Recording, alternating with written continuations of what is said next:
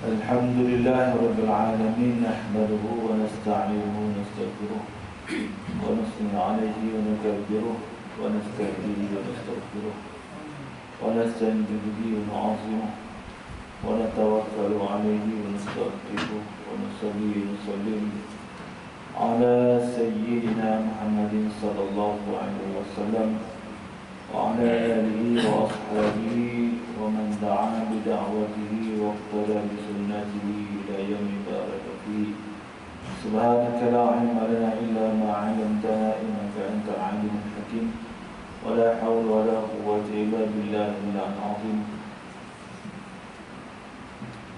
اللهم أنت ربي لا إله إلا أنت خلقتني وأنا عبدك وأنا على عهدك ووعدك ما استطعت أعوذ بك من شر ما صنعت أبوء لك بنعمتك علي وأبوء بذنبي فاغفر لي فإنه لا يغفر الذنوب إلا أنت. Alhamdulillah, alhamdulillah. Syukur kepada Allah Subhanahu wa taala kita dapat lagi bersama pada malam ini. Tidak lain tidak bukan untuk menjadikan diri kita ni hamba yang taat patuh kepada perintah Allah dan hamba yang selaku umat Nabi sallallahu alaihi wasallam yang sedang berusaha untuk mengikuti sunnahnya sedaya upaya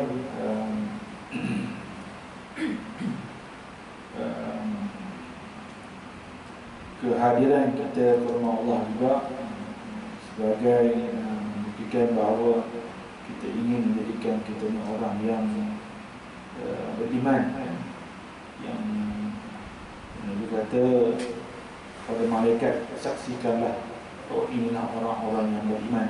Mudah-mudahan kita termasuk dalam golongan tersebut. Pada malam ini kita sambung membaca hadis Nabi sallallahu alaihi wasallam, bab yang baru,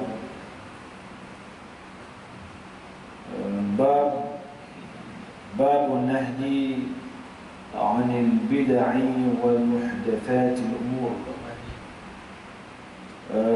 Bab larangan terhadap amalan-amalan bid'ah dan perkara-perkara yang diada-adakan.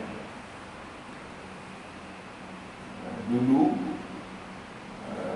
sebelum raya kita dah sentuh tentang bid'ah, ya, dah sentuh.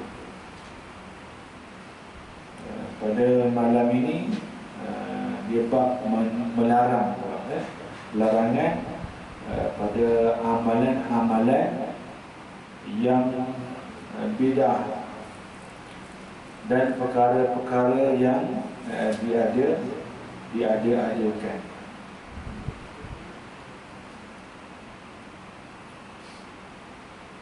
Tahu dah masuk bid'ah kan? Bid'ah itu maknanya satu yang malam yakun fi ahadi Rasulullah sallallahu alaihi wasallam, suatu yang tidak pernah berlaku pun pada zaman Rasulullah sallallahu alaihi wasallam, ataupun punya ahdath, satu benda yang tak ada zaman Nabi sallallahu alaihi wasallam.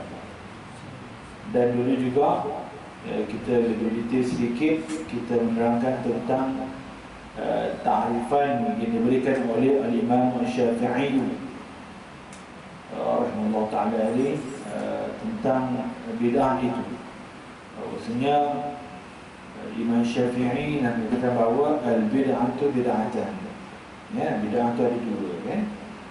Pertamanya adalah al-bid'ah mahmudah, yang kedua bid'ah mazmumah. Fama wafaqa as-sunnah fahuwa bid'ah mahmudah, wa ma khalafa as-sunnah fahuwa bid'ah mazmumah. Bid'ah ada dua, yang baik dan yang buruk kan. Yang sesuai dengan sunnah maka dinamakan sebagai mahmudah, yang baik. Yang melanggar berjamaah dengan sunnah Nabi maka ialah yang mazmumah, dia tercela, dia ditolak.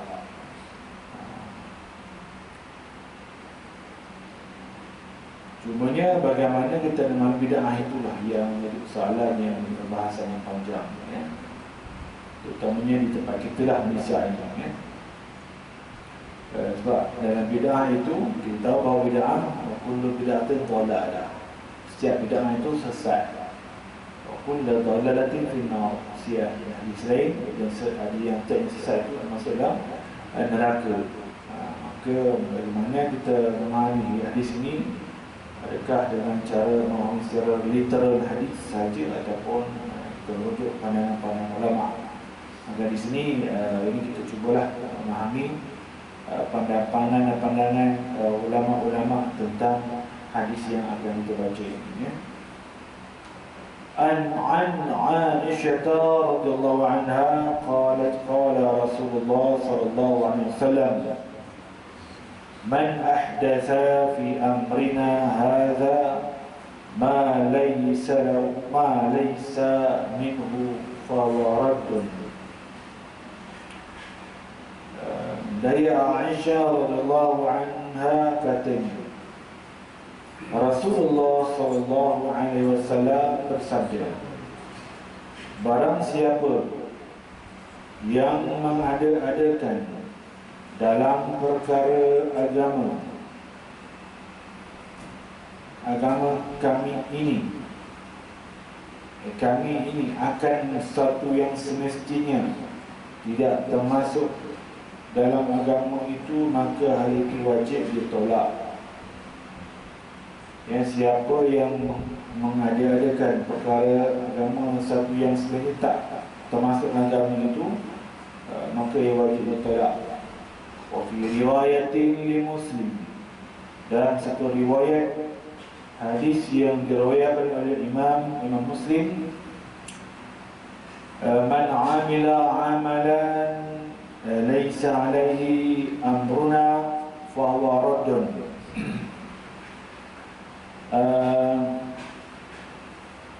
Apa barang siapa yang mengamalkan sesuatu yang amalan yang atasnya ia tidak diperintahkan kami, ada perintah kami Nabi lah, maksudnya agama, fahuwa raddun, maka amalan itu wajib ditolak.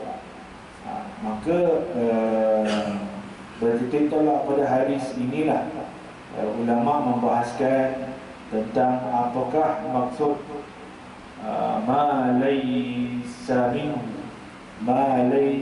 minhu fahuwa raddun, ya, apa yang tak ada dalam agama maka ia tertolak.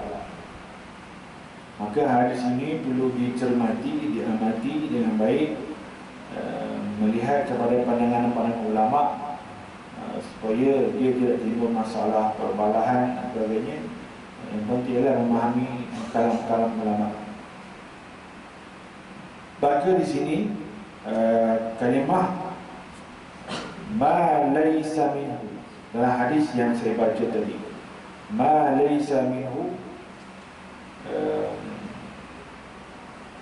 sesiapa yang mengadakan perkara baru dalam urusan kami, ia bukan daripadanya, maka ia ditolak. Ataupun lagi, siapa yang beramal dengan suatu amalan yang bukan daripada, siapa yang beramal dengan suatu amalan yang bukan dari urusan kami, maka ia ditolak. Maka hadis ini kalimah ma laysa minhu ataupun laysa alaihi amruna, frasa ini kalau tidak dipahami dengan baik, maka dia akan menjadi perbalahan, ya. Maka di situ, di sana macam-macam pandangan ulama, tetapi hadis ini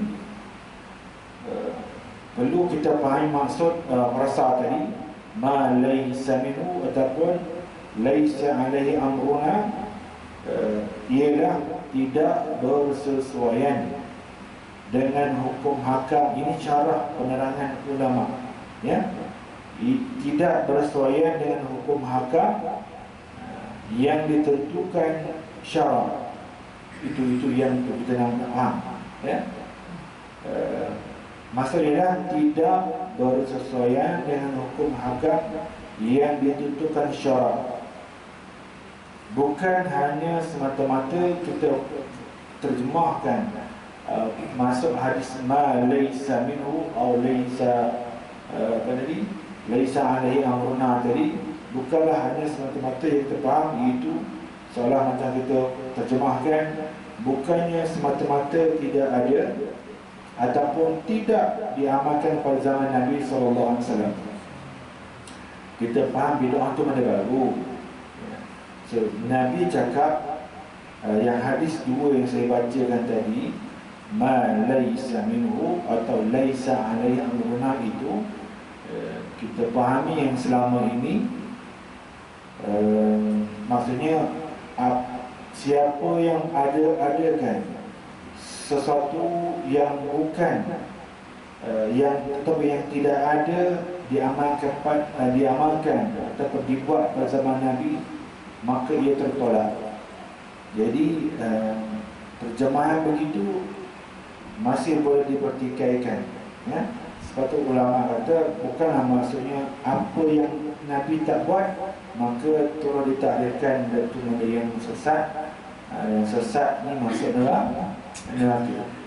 Maka di sini juga bermaksud hadis ini itu tidak bersesuaian. Siapa yang buat satu amalan dan amalan itu tidak bersesuaian dengan hukum hakam yang ada dalam agama kita ini, maka hukum hakam itu yang ditentukan oleh syarak.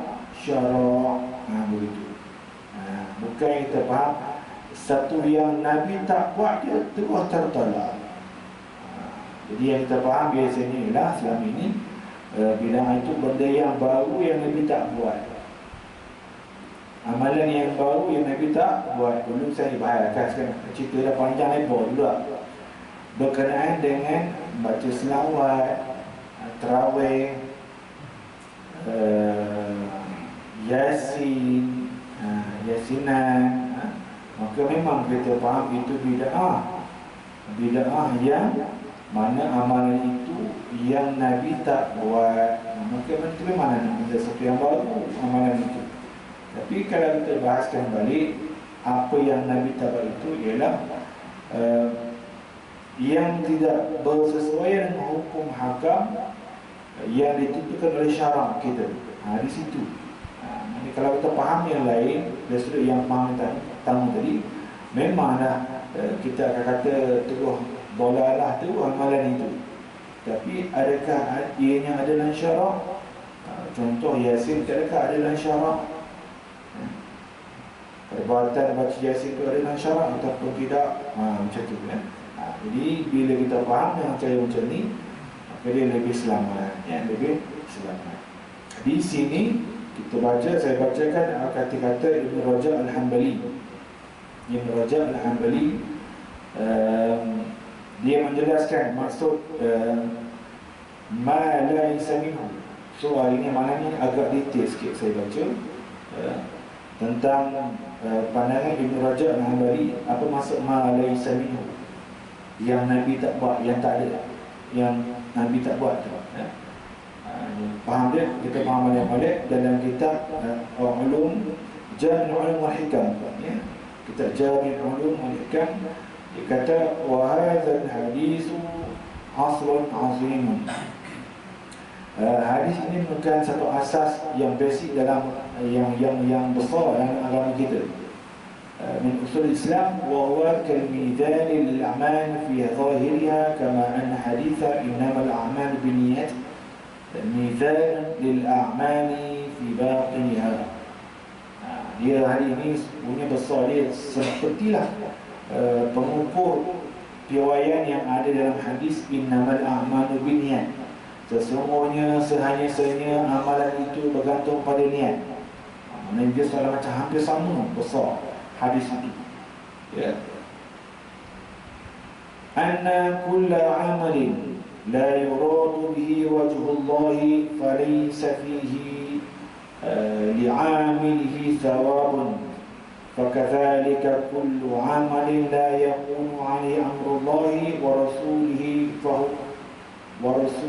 أمر الله ورسوله فهو مردود على عامله. Jadi hadis itu sebagaimana setiap amalan yang kita buat itu tidak diniatkan kerana Allah, tak diberikan pahala. Kan? Siapa buat amalan tak niat kerana Allah, tak dapat pahala. Kerana tak niat dia jadi adat biasa. Maka begitulah hadis yang ini yang saya baca tadi dua tadi. Sebab tu hari menyesal. Kita faham amalan. Kalau yang tak nak faham, Allah jadi sama dengan amalan tadi yang tidak bersesuaian dengan perintah Allah dan Rasulnya, maka dia tolak. Sebab itu diterjemahkan amalan yang tidak bid'ah itu amalan yang tak bersesuaian dengan hukum hakam. Tetapi bila bersesuaian, ada asasnya, ada nas-nas yang berkaitan dengan amalan itu, maka dia diterima. Maka tak terima perbalahan berkaitan dengan bid'ah yang berlaku di Malaysia hari ini yang semakin meruncing, berkelahi hingga timbullah dua golongan. Berkelah berlaku, akulah paling betul, jadi susah. Jadi ni kita kalau pandai dia cuba faham dengan pelbagai pandangan ulama. Ini kata-kata bukan kata-kata saya, Ibn Rajab Al-Hambali, Allah alim, tak hebat. Maka begini kita bila faham macam ini, tak jadi masalah. Jadi wa qaluhu laisa 'alaihi amruna. Dia yang kedua. Frasa laisa lahu amruna ialah isyarat bahawa amalan yang dilakukan oleh seorang semuanya adalah dikawal oleh hukum syarak.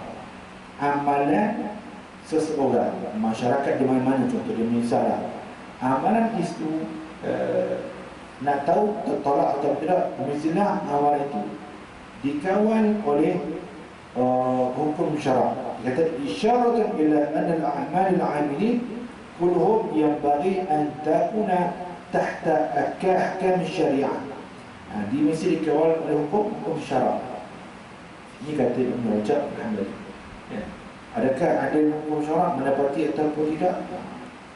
Wa takunu ahkam syariati hakimatan. Okey. 'alaiha bi amriha wa nahyiha.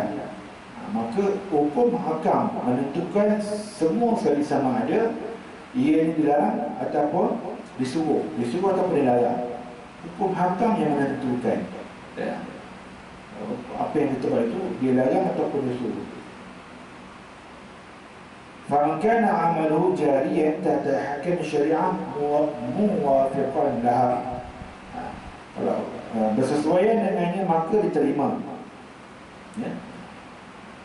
fahuwa maqbulun. Wa man kana kharijan an zalika fahuwa mardudun.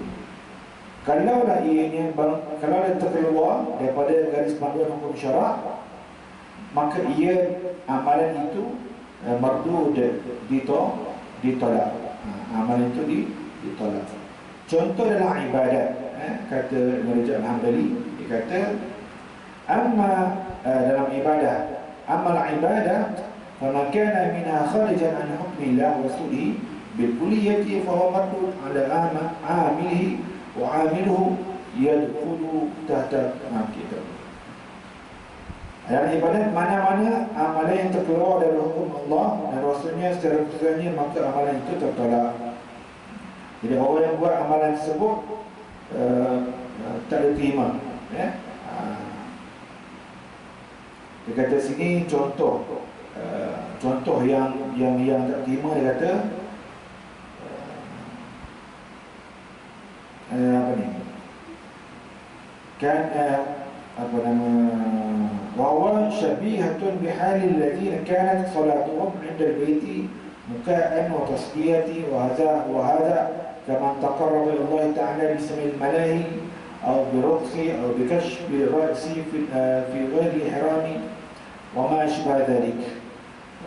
Contoh dia kata, seperti Allah yang solat di sisi Kaabah dengan cara bersiul-siul dan bertepuk tangan.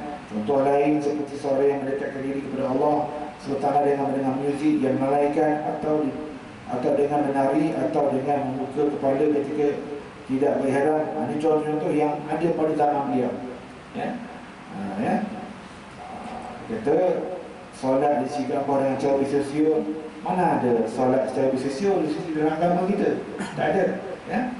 Semua apa itu tertolak sebab dalam syarak tak ada, dan syarak melarang perbuatan itu. Ya. Baik. Apa yang berlaku nak memahami hadis ini supaya kita lebih jelas, kita lebih nampak, ya, kita lebih nampak satu benda yang baru yang diamalkan di masyarakat kita Malaysia ini. Adakah ianya satu yang baru tertolak ataupun tidak? Apakah pandangan syarak benda ini diterima ataupun tidak? Maka kalau tolak, kita pun sama-sama mencuba tinggalkannya. Kalau benar ia tertolak, kalau ia diterima, maka apa yang kita buat itu tak ada masalah. Walaupun perbuatan itu tidak dilakukan oleh Nabi kita Muhammad sallallahu alaihi wasallam. Yang pertama contoh ialah yang Nabi tak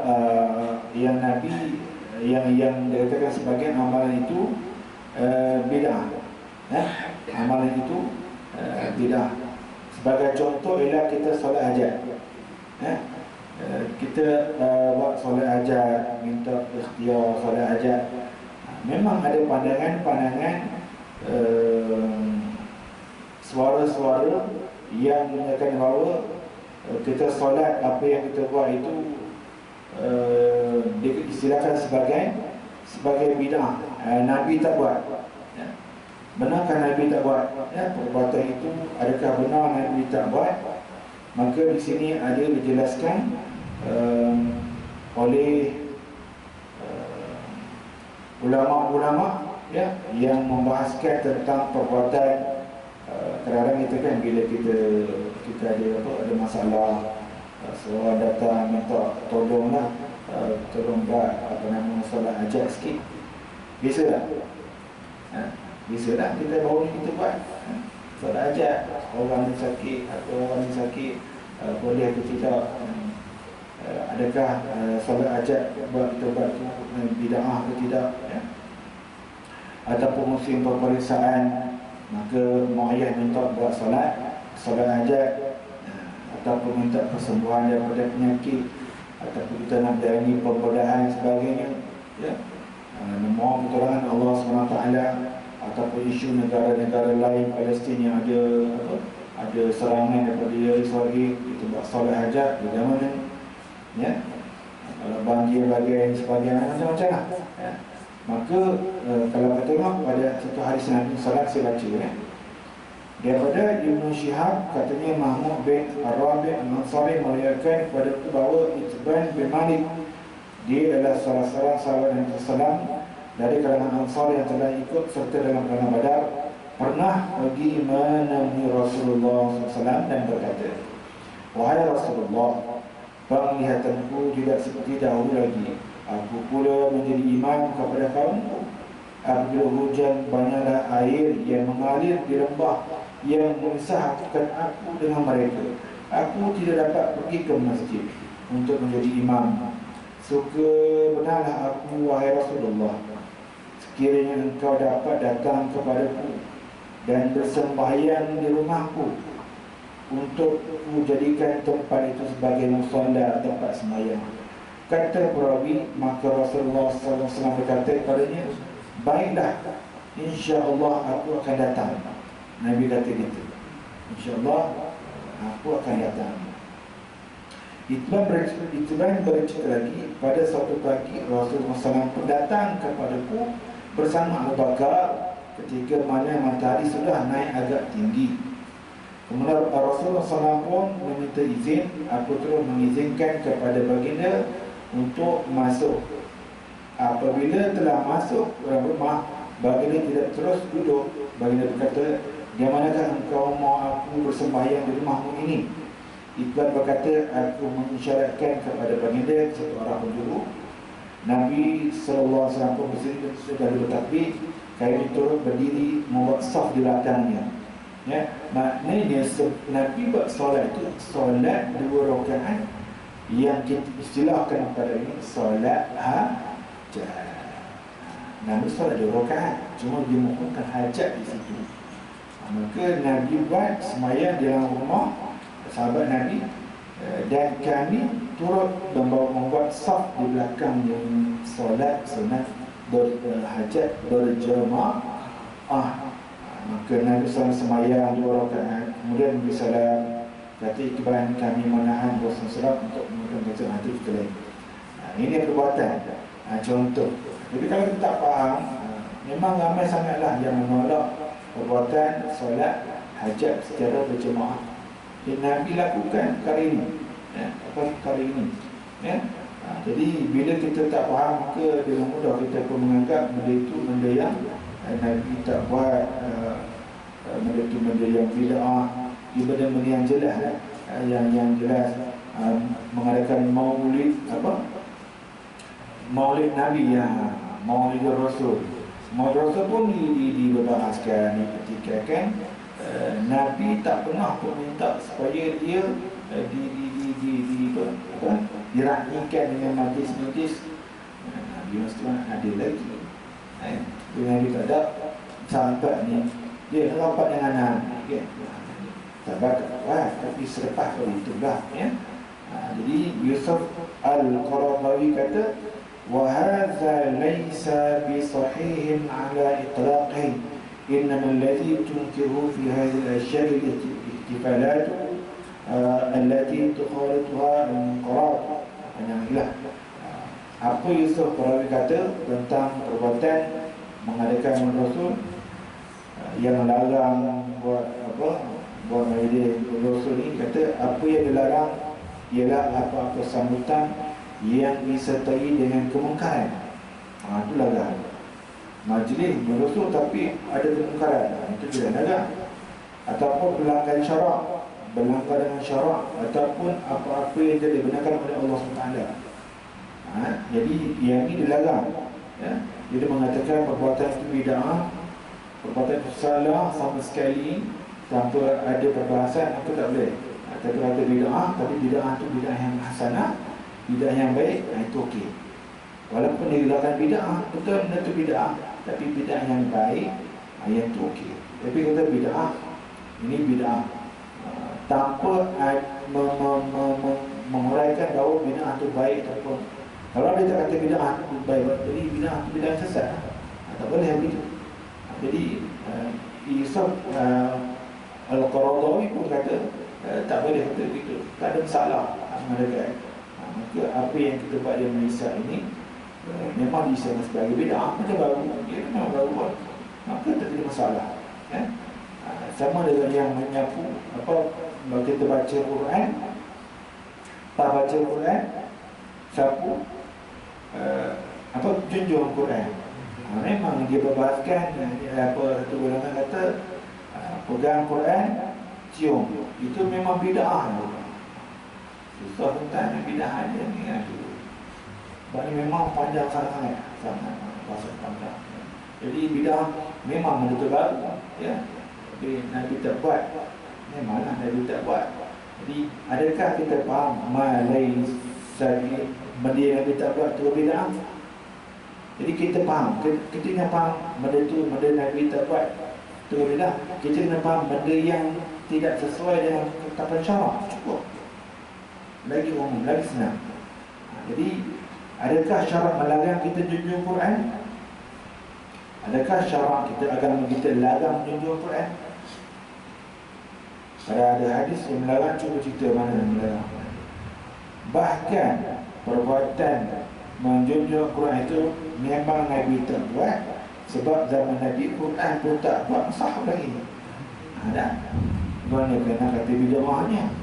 Nabi memang tak buat, Quran pun tak ada zaman Nabi. Khulafah selepas itu baru buat. Umar Uthman menyusun. Memang itu bid'ah, dia tetap bid'ah benda yang baik. Jadi nak kata bid'ah tu benda tu susah. Benda tu tak ada masalah.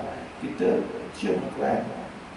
Dia nak Quran, takkan kita dah pegang, kita peluk kan. Kita cium. Tak boleh kita kata benda ni Nabi tak buat, maka dia bid'ah. Kalau kamu kata bid'ah yang baik, sesuai dengan apa, tidak ada larangan, yang jelas sebagainya, maka tak ada masalah ya. Sama dengan hukum kita menyaringkan suara ketika kita berzikir selepas solat. Ini pun satu hal juga ya. Benda yang apa, bila kita buat, ada yang agak fanatik sikit memegang dengan pandangan satu pihak, maka dia terus menolak pandangan yang lain tanpa ilmu. Yang kedua, membuta tuli mengikut pandangan itu, sedangkan dia tak ada ilmu. Maka dia pun tolaklah ya, sampai tahap tak nak datang ke rumah Allah Ta'ala dengan alasan macam ini, dengan beralasan bahawa solat di rumah itu lebih baik. Maka tak boleh begitu. Solat di rumah lebih baik daripada kita solat di satu masjid ataupun surau yang di dalamnya ahli jemaah hanya berzikir secara kuat. Baik, berzikir secara kuat ini, kalau kita berzikir kuat dengan mengganggu orang sembahyang belakang, yang tu boleh diterima. Imam pun kena dengan peranan juga. Allah sembahyang sebenarnya habis. Faham? Okey. Jangan kuat. Okay. Jadinya kalau semata-mata untuk tidak sembahyang jemaah rumah Allah, masjid atau surau, kerana tak nak berzikir, sebenarnya itu bukan alasan. Nak jawab dia, kita dengan amalan yang Nabi tak pernah tinggal. Sembahyang berjemaah, Nabi suruh datang berjemaah walaupun kita datang sah depan, sampai sah depan walaupun nak apa, sampai lambung dadu nak susah payah datang ya, ke rumah Allah. Panjang cerita pula nanti. Tapi saya kata bahkan Nabi sampai tahap nak solat, Nabi nak suruh seorang sahabat supaya imam, nak saja dia mengajak kawan pergi pakar rumah yang tak nak solat berjemaah. Sampai tak begitu. Jadi kita dengan mudah kata aku tak nak datang masjid ni sebab alasan awak tu berzikir kuat. Kalau tak nak berzikir kuat, dia sembahyang boleh saja berzikir sendiri dan bergerak lebih awal. Boleh, tak masalah. Tapi datang, perbuatan datang tu besar pahala. Setiap langkah dia angkat derajat, setiap langkah dia hapuskan pahala. Dia hapuskan dosa kecil. Sampai tak begitu kan? Allah. Tak akan kita nak menolak datang berjemaah semata. Kita faham pandangan yang kita pegang itu dengan menolak totally dengan pandangan yang lain, maka rugi banyak. Bahkan Nabi kata siapa yang tak datang solat, tak datang berjemaah tanpa khauf dan uzuran, tanpa takut dan uzur. Dua sebab, takut dengan uzur. Yang ni dua perkara ini boleh tak datang ke masjid bagi lelaki. Bagi lelaki perempuan perempuan salah. Perempuan sebenarnya memang bagi baik kan?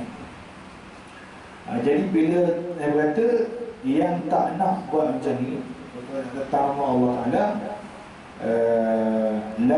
lam yuqbal lahu solat alati solat dia tak terima solat yang dia solat di rumah. Saya kata begitu. Nabi cakap tak terima solat yang dilakukan di rumah ya, bagi mereka yang tak datang ke masjid, lakilah tanpa huzur, tak datang masjid dan bukan dengan sebab takut, nak takut dia, uzur dia lagi. Ini bagi lelaki. Nabi kata tak terima solat di rumah. Itu ancaman tu. Takkan kita kata aku tak datang semata dia zikir kuat. Allah Akbar. Itu guna dia nak memahami dengan pemahaman macam itu. Dia kalau kita suka ikut apa yang Al-Quran kata, apa yang sunnah Nabi lakukan, tanpa menolak pandangan yang lain, ya, mengambil qiyas, mengambil ijma' ulama, jadi baik. Tapi kalau tolak, susah, ya, memporak-porandakan kita masyarakat, ya. Jadi banyak amalan-amalan lain. Ini sebagai contoh lah, hukum mengeluarkan menyatakan suara ketika berzikir. Jadi masalah, ya, jadi masalah. Cuma jangan mengganggu saja, ya. Bahkan Nabi pun melakukan, ya, melakukannya, ya, pada permulaan untuk mentakdir, untuk mentarbiah sahabat-sahabat. Inilah zikirnya, inilah zikirnya, ya. Banyak hadis-hadis yang menyatakan Nabi memang berzikir kuat, ya. Cuma dia katakan hadis itu tidaklah Nabi buat zikir itu selama-lamanya. Okay. Sama dia dengan zikir selepas solat. Tadi berzikir kuat, ni zikir selepas solat. Ya. Apa? Subhanallah, subhanallah, subhanallah. Memang Nabi penama permulaan Nabi zikir kuat untuk mentarbiah. Itu Nabi berzikir perlahan, kan? Senyap je, boleh, tak ada masalah. Tapi tidak boleh menyalahkan yang berzikir kuat. Syarat tidak mengganggu je jemaah, ya? Tak jadi masalah pun, boleh je, ya? Zikir, cuma yang kuat sangat sudahlah. Kita boleh tahu. Saya pun mengusyurkan juga supaya zikir itu tidaklah terlampau kuat. Sebab yang terbaik adalah zikir yang perlahan dan masing-masing mengira. Masing-masing mengira, jangan harap khidmat je. Begitu juga itu kita kena buat, kita kena makan, kita tak menurut. Tak menurut zikir ni kena kuat sangatlah pakai mic. Ganggu betul lah. Orang nak sembahyang sunat. Betul, memang. Betul. Kalau dia perlahankan, betul, zikir itu hikmahnya bila dia perlahankan, jemaah akan kira dia punya. Kalau dia kepada dia zikirkan kuat, subhanallah, subhanallah, jemaah pun malah ngira. Sedangkan kita kena 33, kan? Siap yang kira 3 ni sebenarnya dalam Islam besar. Nabi kata apa? Man sabbaha fi dubri kulli salatin, fi dubri kulli salatin, subhanallah salasan wa salisina wa kabbara salasan wa kabbara Allah salasan wa salasina wa hamidallaha salasan sebalik hamidallaha salasan wa salasina wa kabbara Allah salasan wa salasina. Siapa yang selepas solat baca zikir 33 kali subhanallah, 33 kali alhamdulillah, 33 kali Allahu Akbar. Siapa yang cukupkan dengan apalah tu, la ilaha illallah wahdahu la syarikalah, lahul mulku wa lahul hamdu yuhyi wa yumiitu wa huwa ala kulli syai'in qadir, cukup, dia dihapuskan dosa ni. Walaupun khatayahu, dia punya kesan dia misla zabadil bahr, walaupun sebanyak buih di lautan. 3 sebab tu penting tu. Zikir tu. Sebab tu kalau baca baca perlahan, senyap, subhanallah, subhanallah, subhanallah, subhanallah, subhanallah, subhanallah, subhanallah. Maka cepatlah, kan? Orang buat kena ambil tu. Pula kita pusat lain, kan? Jadi subhanallah, subhanallah, subhanallah. Ada bunyi sedikit supaya mahu tahu kita baca apa. Yang memang betul, memang diam lah. Kita dah kata bunyi subhanallah, subhanallah. Kita nampak peralihan ke alhamdulillah, alhamdulillah tu, kan? Allah, Allah, Allah, Allah, Allah. Okey lah. Okey lah. Tak mengganggu orang, kan? Tak mengganggu. Tapi nak baca perlahan itu lagi baik, kan? Tak ada masalah. Tapi berzikir itulah yang penting. Jangan perlahan, bertidak, buat bertidak, dulu tak ada. Apa yang tak berzikir dulu. Yang tidak betul, kita rugilah. Maknanya kesalahan yang kita lakukan, dan kesalahan kecil itu sebanyak buih lautan, Nabi kata dihapuskan kesalahan tersebut. Betapa rugi, ya, kan? Kita buat, kita tak ada masalah kita buat. Cumanya bagi yang buat sedikit tu tak boleh kata ini bid'ah tak kan. Ini jadi perbalan-perbalan makin lama makin teruk, makin lama makin teruk. Banyak sebenarnya ya perbahasan itu, tapi tak apalah, sekali sajalah ya. Apa yang kita faham hadis ma laysa minhu ataupun laysa alaihi amruna itu yang Nabi tak buat itu. Jadi kita jangan faham apa yang bukan sekadar kita faham apa yang Nabi tak buat, tapi apa yang tidak, yang lebih baik kita faham yang tidak sesuai dengan syarak, ketetapan syarak hukum hakam agama kita, maka dia lebih murni lah, lebih cantik, agar tidak berlaku perbalahan dalam memahami hadis berkaitan dengan bid'ah ni.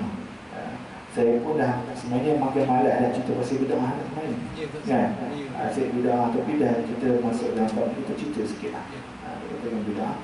Mudah-mudahan masyarakat di luar lebih memahami toleransi, berlapang dada tentang bid'ah ini, seolah macam tak ada perkara lain yang kita membahaskan, melainkan semuanya berkaitan dengan bid'ah. Bagus kita nak mengikuti sebulat-bulatnya Al-Quran dan hadis. Dan ini pun yang kita lakukan. Kita nak ikut Quran, kita nak ikut hadis Nabi. Tetapi adakah benda yang baru itu jelas ada larangan daripada Nabi? Adakah benda itu bila kita buat salah macam dia jadi sia-sia, salah macam dia sisi Allah dan Nabi, Allah tak terima? Mana semua itulah tentuan daripada Allah SWT. InsyaAllah kita buat bukan semata-mata kadang-kadang kita buat ni menjadi perbalahan jadi elakkan perbalahan tu lebih baik sebenarnya. Kita pelai macam ni, mudah-mudahan ia boleh memurnikan apa yang kita faham berkaitan dengan hadis yang berkaitan dengan bid'ah ini. Saya rumah saya tu ada 3-4 kitab topik berkaitan dengan bid'ah. Memang nak baca memang ya Allah banyak sangat bahasa Muhammad ya. Jadi kita bila baca macam-macam dunia rujukan daripada puak sini, daripada puak sini, jadi kita faham duduk tengah-tengah begini cara agama kita kan cantik. Bila kita pegang pada satu saja pandangan, tolak pandangan lain, dia jadi itu sah. Bid'ah ni perbahasan sangat-sangat detail, sangat-sangat banyak. Maka kita ikutlah apa yang ulama kata ya. Berlapang dada dulu. Habis itu pasal bid'ah. Sambung pada depan bab lain pula. Allah Allah. Ada kebaikan dengan kita utamakan hadis kita dengan baca tasbih kafarah subhanallah. Subhanallah. Alhamdulillah. Syara'illah.